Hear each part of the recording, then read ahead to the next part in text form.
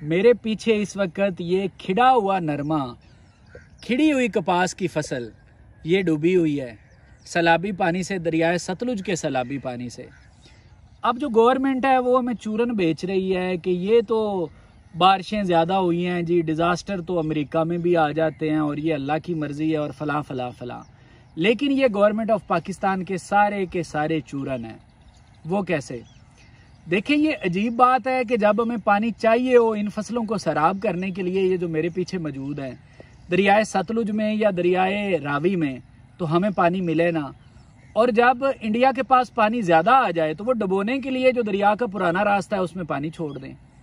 देखें ना, या तो ये होना चाहिए ना कि दरिया का जो पुराना रास्ता है उसमें हमेशा ही इतना को पानी चलता रहे कि जो पाकिस्तान का भी कैनाल सिस्टम बना हुआ है, हमें अब सतलुज में, मैं हेड सुलेमानकी के इलाके में मौजूद हूँ, इससे आगे जितना भी इलाका है, बल्कि इसकी दूसरी तरफ भी हेड सुलेमानकी की मगरब की तरफ भी जो इलाका है जिसमें ज़िला पाकपतन आता है, आगे ज़िला व्याड़ी आता है, फिर दूसरी साइड पे मशरक वाली साइड पे ज़िला बहावल नगर आता है, इन सारे अजला में जो नहरें जाती हैं ना, 4 बड़ी नहरें हैं। एक है अपना 3 बड़ी नहरें हैं जो हेड सुलेमानकी से निकल रही हैं। एक है पाकपतन नहर, एक सादकिया कैनाल और एक फोडवा कैनाल। इन तीनों नहरों के लिए पानी हमने चनाब से लिया हुआ है। चनाब से पानी आता है, फिर वो लिंक कनाल के जरिए बल्लोकी से आता है हेड सुलेमानकी। तो मतलब ये सतलुज का जो नेचुरल पानी है ना, नेचुरल फ्लो जो कुदरती पानी है, वो हमारी ज़मीनों के लिए दस्तयाब नहीं है, लेकिन डबोने के लिए ये पानी हमारे लिए दस्तयाब है। और क्या कर रही है हमारी हुकूमत? हमने जी इंडिया को नाकों चने चबा दिए, हमारे जो करता धरता है इंडिया को वो फेंटी पड़ी है कि वो याद करेगा, कभी सर नहीं उठा सकेगा, जिल्लत की उन्हें शिकस्त हुई है। तो ये जो सारा कुछ हुआ है, ये खिड़े हुए नरमे जो डूब गए हैं, इसका कौन जिम्मेदार है? ये इंडिया डुबो रहा है, आप कुछ कर लें उसके इंडिया के साथ।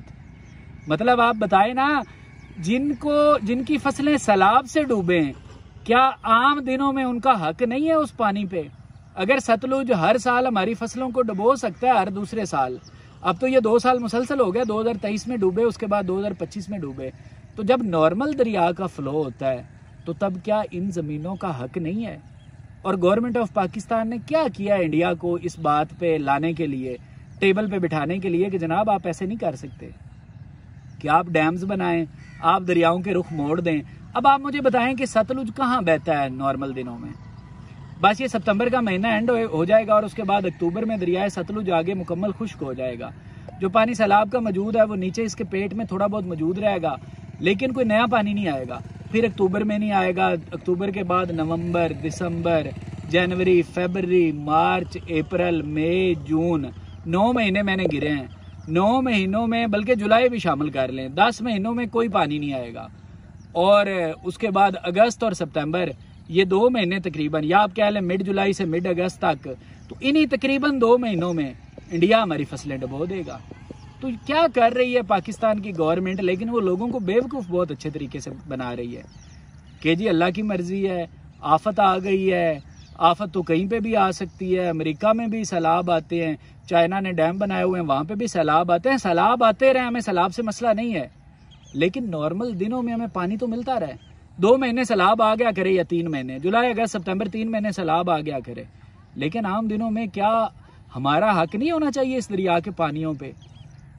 जिन इलाकों में सैलाब आते हैं ना, उन इलाकों का नॉर्मल दिनों में भी दरिया के पानियों पे हक होना चाहिए। लेकिन अब गवर्नमेंट ऑफ पाकिस्तान हाथ पे हाथ रख के बैठी है, कहेंगे हम क्या जंग कर दें तो कर दें, और क्या है, ये डूबते रहेंगे ऐसे। हमारी बस्तियां तबाह हो गई, हमारे शहर तबाह हो गए, हमारी फसलें डूब गई, और आप कहते हैं ये आफत है। सही है, लोगों को चूरन बेच रहे हैं और उनका बिक भी रहा है। तो असल सूरत हाल ये है कि जिनका सैलाब हक है उनका फिर आम दिनों में भी पानी पे हक होना चाहिए।